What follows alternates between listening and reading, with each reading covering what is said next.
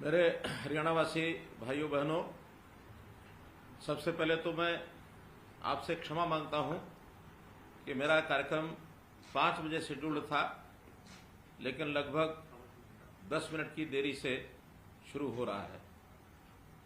उसका एक विशेष कारण रहा है कि आज मैं फतेहाबाद और सिरसा जिला, जहां बाढ़ आने के बाद अभी भी उसका एक प्रकोप बचा है, उस नाते से, और मुझे आज उसका हवाई सर्वेक्षण के लिए प्रातःकाल जाना था। प्रातःकाल वर्षा के कारण से मैं उस यात्रा पर नहीं निकल सका था। अभी मुझे अवसर मिला तो मैं लगभग सवा घंटा उसमें लगा करके और यहां पहुंचा हूं।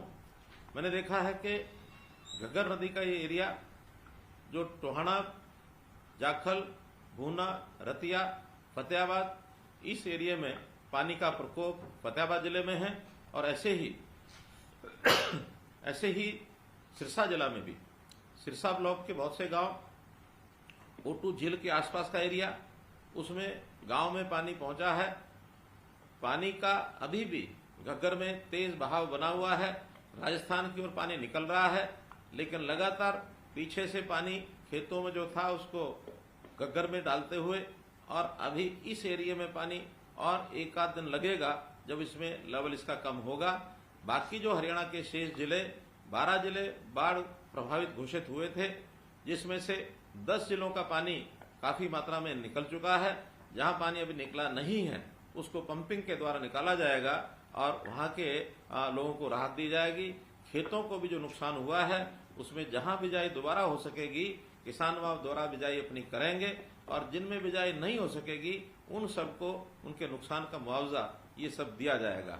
हमने जितने भी नुकसान हुए हैं उसकी सबकी भरपाई करना तो कठिन है, लेकिन फिर भी मुआवजा घोषित किया है कि जो हमारे बीच में लोग नहीं रहे, बाढ़ के कारण से जिनकी मृत्यु हो गई, अथवा जिन परिवारों के लोग घायल हुए, उनके मकान टूटे हैं, मकान में कोई त्रेड़ आई है, या पशुओं को नुकसान हुआ है, खेती को नुकसान हुआ है, इस प्रकार के सब लॉस की भरपाई, एक प्रकार से जो कंपनसेशन हम आगे इस सप्ताह के अंदर सबको धीरे धीरे एक एक करके देने वाले हैं।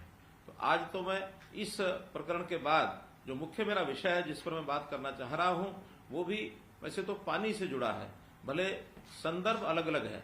एक पानी जो बहुलता लेकर के आया, बाढ़ के कारण से हमारा नुकसान हुआ, और एक पानी जो मूलभूत आवश्यकता हमारी होती है, पीने का पानी। पीने के पानी का संकट हम बहुत समय से झेल रहे हैं। जहां कहीं बारिश ज्यादा होती है, पहाड़ होते हैं, वहां भी कभी कभी पानी पीने का संकट आ जाता है। जहां वर्षा कम होती है, रेगिस्तानी इलाका होता है, वहां तो सदैव पीने के पानी का संकट बना ही रहता है।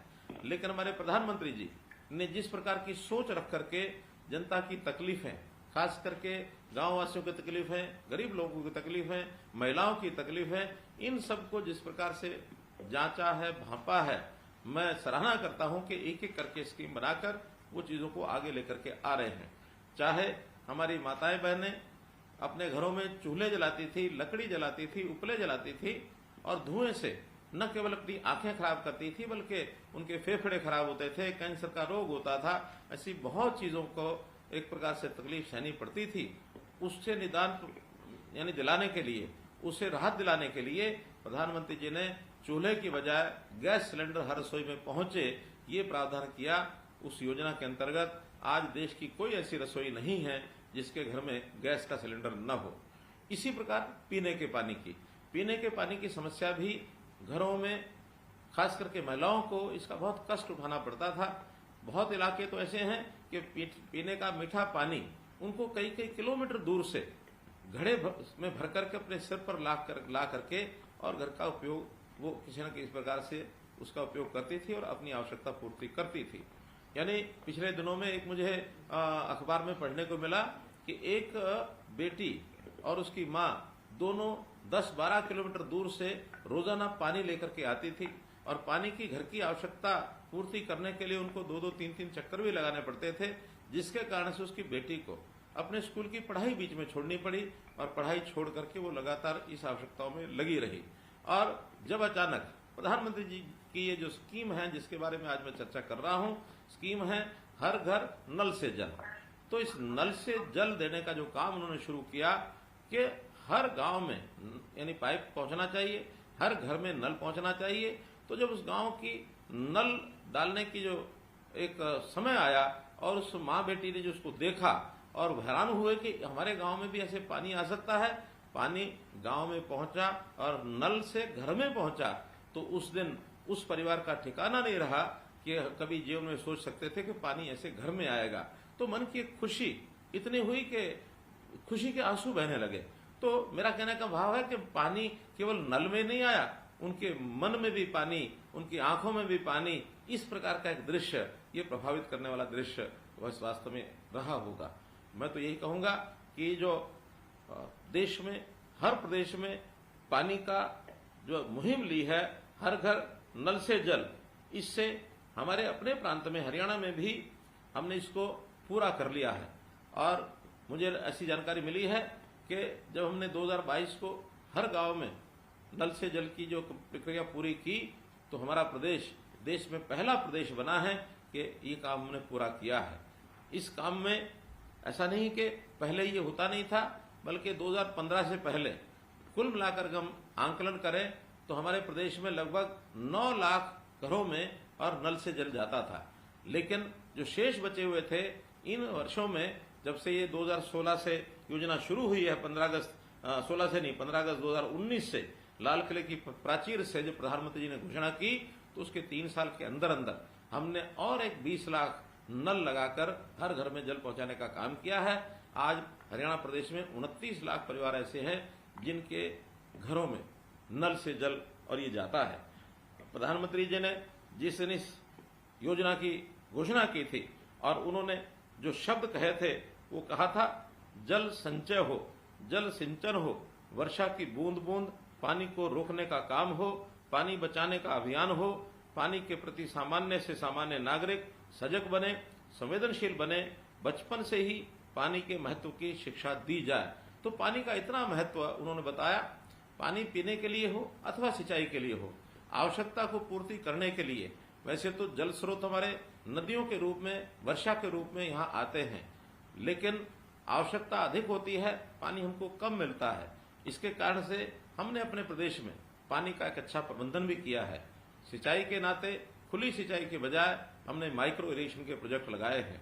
जो पानी हम एक बार उपयोग कर लेते हैं, उस उपयोग हुए पानी को बाद में उसका एक प्रकार से प्रोसेसिंग करके, उस प्रोसेस के करने के बाद उस पानी को साफ करना, और बहुत से ऐसे प्रोजेक्ट हमने जो लगाए हैं, उस प्रोजेक्ट के माध्यम से जो पानी साफ होकर के हमको मिलता है, उसका दोबारा से उपयोग करने का क्रम, रीयूज, ये हमने शुरू किया है।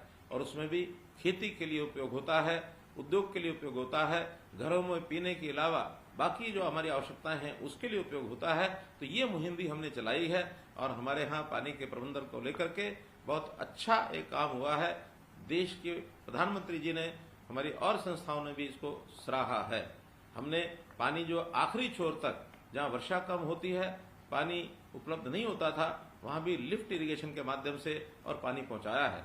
गांव के तालाब, जो तालाब हमारे स्रोत हैं पानी को इकट्ठा करने के, वो तालाब भी बहुत गांव के अंदर सूख जाते हैं, उनमें पानी भरने का काम किया है। बहुत जो पानी से अति एक प्रकार से ज्यादा होने के कारण से और ओवरफ्लो होते हैं, उनमें गंदा पानी होता है, उसमें भी तालाब अथॉरिटी हरियाणा की बना करके हमने उस पानी को साफ किया है और उस साफ किए हुए पानी का उपयोग सिंचाई में करने की भी हमारी योजना है। तो ऐसे पानी पर काम करने का जो मुहिम हमने चलाया है, वो एक प्रकार से बहुत ही अच्छा एक मुहिम है। हमारे हरियाणा का जितना बजट बाकी आवश्यकताओं में लगता है, उतना पानी की और बचत में, पानी के पुनर्उपयोग में, पानी की उपलब्धता में, पानी के स्टोर करके घर घर में देने के लिए, जैसे हमने पिछले साल में 1457 करोड़ रुपए लगा करके 4774 नलकूप लगाए हैं, 1240 बूस्टिंग स्टेशन भी लगाए हैं। हमने जो 500 करोड़ रुपए लगा करके नहर आधारित जलघर 271 और नलकूप आधारित जलघर 229, ऐसे 500 ये जलघर भी बनाए हैं। ऐसे सब काम करते हुए और पानी की उपलब्धता पर्याप्त हो, ये काम हमने पूरा किया है। मैं अंत में एक अपील आप सबसे करना चाहूंगा कि पानी तो हमको मिला, पानी की उपयोगिता के हिसाब से हम पानी उसका उपयोग करें, लेकिन स्वभाव हमारा ये रहता है कि इस पानी का तो मुफ्त का पानी है, कोई पैसा नहीं लगता है, लेकिन पानी अमूल्य है। पानी उपयोग में आए उसका जरूर उपयोग करें, लेकिन उस पानी का दुरुपयोग ना करें, उसको व्यर्थ ना गंवाएं। हम गांव में घर में जब पानी आता है तो उसकी टूटी उसी समय खोलें जब पानी की आवश्यकता है। हर समय टूटियां खोलकर रखना और वो पानी हमारी नालियों के माध्यम से गंदा होकर के फिर हमारे तालाबों में जाए, उसका उपयोग नहीं है। तो अगर पानी की एक भी बूंद बचेगी, या तो किसी के पीने में काम आएगी, या किसी खेती की सिंचाई करने में काम आएगी, उसका निरंतर हमको लाभ होगा। तो हर बूंद का उपयोग, 1 ड्रॉप मोर क्रॉप, ये जो नारा प्रधानमंत्री जी का है, इस अनुसार पानी बचाने का भी मुहिम हम चलाएंगे। आज तो मैं जिन घरों में जो आज तक पानी जाता नहीं था और नल लगा करके उनके घर के अंदर जल पहुंचा है, ऐसे जो हमारे लाखों लोग हैं, उसमें से लगभग 28,000 लोग मेरे साथ जुड़े हैं, जिनके साथ मेरी बात जो सुन रहे हैं, और कुछ लोगों से उनसे बात करने का मुझे अवसर मिलेगा। अगर कोई कठिनाई होगी, कोई तकलीफ होगी, तो निश्चित रूप से उस कठिनाई को, तकलीफ को दूर करने के लिए, या उनका कोई अच्छा सुझाव होगा, उसको मान करके और हम हरियाणा में कोई कमी होगी पानी के बारे में, उसको पूरा करेंगे। बहुत बहुत धन्यवाद, बहुत बहुत आभार। मेरे हरियाणावासी भाइयों बहनों, सबसे पहले तो मैं आपसे क्षमा मांगता हूं कि मेरा कार्यक्रम 5 बजे शेड्यूल्ड था, लेकिन लगभग 10 मिनट की देरी से शुरू हो रहा है। उसका एक विशेष कारण रहा है कि आज मैं फतेहाबाद और सिरसा जिला, जहां बाढ़ आने के बाद अभी भी उसका एक प्रकोप बचा है, उस नाते से, और मुझे आज उसका हवाई सर्वेक्षण के लिए प्रातःकाल जाना था। प्रातःकाल वर्षा के कारण से मैं उस यात्रा पर नहीं निकल सका था। अभी मुझे अवसर मिला तो मैं लगभग 1.25 घंटा उसमें लगा करके और यहाँ पहुंचा हूं। मैंने देखा है कि घग्गर नदी का ये एरिया, जो टोहाना, जाखल, भूना, रतिया, फतेहाबाद, इस एरिया में पानी का प्रकोप फतेहाबाद जिले में है, और ऐसे ही सिरसा जिला में भी, सिरसा ब्लॉक के बहुत से गांव, O2 झील के आसपास का एरिया, उसमें गांव में पानी पहुंचा है। पानी का अभी भी घग्गर में तेज बहाव बना हुआ है, राजस्थान की ओर पानी निकल रहा है, लेकिन लगातार पीछे से पानी खेतों में जो था उसको घग्गर में डालते हुए, और अभी इस एरिया में पानी और 1 आध दिन लगेगा जब इसमें लेवल इसका कम होगा। बाकी जो हरियाणा के शेष जिले, 12 जिले बाढ़ प्रभावित घोषित हुए थे, जिसमें से 10 जिलों का पानी काफी मात्रा में निकल चुका है। जहां पानी अभी निकला नहीं है उसको पंपिंग के द्वारा निकाला जाएगा और वहां के लोगों को राहत दी जाएगी। खेतों को भी जो नुकसान हुआ है उसमें जहां बिजाई दोबारा हो सकेगी, किसान वहां दोबारा बिजाई अपनी करेंगे, और जिनमें बिजाई नहीं हो सकेगी उन सबको उनके नुकसान का मुआवजा ये सब दिया जाएगा। हमने जितने भी नुकसान हुए हैं उसकी सबकी भरपाई करना तो कठिन है, लेकिन फिर भी मुआवजा घोषित किया है कि जो हमारे बीच में लोग नहीं रहे, बाढ़ के कारण से जिनकी मृत्यु हो गई, अथवा जिन परिवारों के लोग घायल हुए, उनके मकान टूटे हैं, मकान में कोई त्रेड़ आई है, या पशुओं को नुकसान हुआ है, खेती को नुकसान हुआ है, इस प्रकार के सब लॉस की भरपाई, एक प्रकार से जो कंपनसेशन हम आगे इस सप्ताह के अंदर सबको धीरे धीरे एक एक करके देने वाले हैं। तो आज तो मैं इस प्रकरण के बाद जो मुख्य मेरा विषय है जिस पर मैं बात करना चाह रहा हूं, वो भी वैसे तो पानी से जुड़ा है, भले संदर्भ अलग अलग है। एक पानी जो बहुलता लेकर के आया, बाढ़ के कारण से हमारा नुकसान हुआ, और एक पानी जो मूलभूत आवश्यकता हमारी होती है, पीने का पानी। पीने के पानी का संकट हम बहुत समय से झेल रहे हैं। जहां कहीं बारिश ज्यादा होती है, पहाड़ होते हैं, वहां भी कभी कभी पानी पीने का संकट आ जाता है। जहां वर्षा कम होती है, रेगिस्तानी इलाका होता है, वहां तो सदैव पीने के पानी का संकट बना ही रहता है। लेकिन हमारे प्रधानमंत्री जी ने जिस प्रकार की सोच रख करके जनता की तकलीफें, खास करके गांव वासियों की तकलीफें, गरीब लोगों की तकलीफें, महिलाओं की तकलीफें, इन सबको जिस प्रकार से जांचा है, भांपा है, मैं सराहना करता हूं कि एक एक करके स्कीम बनाकर वो चीजों को आगे लेकर के आ रहे हैं। चाहे हमारी माताएं बहनें अपने घरों में चूल्हे जलाती थी, लकड़ी जलाती थी, उपले जलाती थी और धुएं से न केवल अपनी आंखें खराब करती थी बल्कि उनके फेफड़े खराब होते थे, कैंसर का रोग होता था। ऐसी बहुत चीजों को एक प्रकार से तकलीफ सहनी पड़ती थी। उससे निदान यानी दिलाने के लिए, उससे राहत दिलाने के लिए प्रधानमंत्री जी ने चूल्हे की बजाय गैस सिलेंडर हर रसोई में पहुंचे, ये प्रावधान किया। उस योजना के अंतर्गत आज देश की कोई ऐसी रसोई नहीं है जिसके घर में गैस का सिलेंडर न हो। इसी प्रकार पीने के पानी की समस्या भी घरों में खास करके महिलाओं को इसका बहुत कष्ट उठाना पड़ता था। बहुत इलाके तो ऐसे हैं कि पीने का मीठा पानी उनको कई कई किलोमीटर दूर से घड़े में भर करके अपने सिर पर ला करके और घर का उपयोग वो किसी न किसी प्रकार से उसका उपयोग करती थी और अपनी आवश्यकता पूर्ति करती थी। यानी पिछले दिनों में एक मुझे अखबार में पढ़ने को मिला कि एक बेटी और उसकी माँ दोनों 10-12 किलोमीटर दूर से रोजाना पानी लेकर के आती थी और पानी की घर की आवश्यकता पूर्ति करने के लिए उनको 2-2, 3-3 चक्कर भी लगाने पड़ते थे, जिसके कारण से उसकी बेटी को अपने स्कूल की पढ़ाई बीच में छोड़नी पड़ी और पढ़ाई छोड़ करके वो लगातार इस आवश्यकताओं में लगी रही। और जब अचानक प्रधानमंत्री जी की ये जो स्कीम है जिसके बारे में आज मैं चर्चा कर रहा हूँ, स्कीम है हर घर नल से जल। तो इस नल से जल देने का जो काम उन्होंने शुरू किया कि हर गांव में यानी पाइप पहुंचना चाहिए, हर घर में नल पहुंचना चाहिए। तो जब उस गांव की नल डालने की जो एक समय आया और उस माँ बेटी ने जो उसको देखा और हैरान हुए कि हमारे गांव में भी ऐसे पानी आ सकता है, पानी गांव में पहुंचा और नल से घर में पहुंचा, तो उस दिन उस परिवार का ठिकाना नहीं रहा कि कभी जीवन में सोच सकते थे कि पानी ऐसे घर में आएगा। तो मन की एक खुशी इतनी हुई कि खुशी के आंसू बहने लगे। तो मेरा कहने का भाव है कि पानी केवल नल में नहीं आया, उनके मन में भी पानी, उनकी आंखों में भी पानी, इस प्रकार का एक दृश्य, ये प्रभावित करने वाला दृश्य वह वास्तव में रहा होगा। मैं तो यही कहूंगा कि जो देश में हर प्रदेश में पानी का जो मुहिम ली है, हर घर नल से जल, इससे हमारे अपने प्रांत में हरियाणा में भी हमने इसको पूरा कर लिया है। और मुझे ऐसी जानकारी मिली है कि जब हमने 2022 को हर गांव में नल से जल की जो प्रक्रिया पूरी की, तो हमारा प्रदेश देश में पहला प्रदेश बना है कि ये काम हमने पूरा किया है। इस काम में ऐसा नहीं कि पहले ये होता नहीं था, बल्कि 2015 से पहले कुल मिलाकर हम आंकलन करें तो हमारे प्रदेश में लगभग 9 लाख घरों में और नल से जल जाता था। लेकिन जो शेष बचे हुए थे, इन वर्षों में जब से ये 2016 से योजना शुरू हुई है, 15 अगस्त 16 से नहीं 15 अगस्त 2019 से लाल किले की प्राचीर से जो प्रधानमंत्री जी ने घोषणा की, तो उसके 3 साल के अंदर अंदर हमने और एक 20 लाख नल लगाकर हर घर में जल पहुंचाने का काम किया है। आज हरियाणा प्रदेश में 29 लाख परिवार ऐसे हैं जिनके घरों में नल से जल और ये जाता है।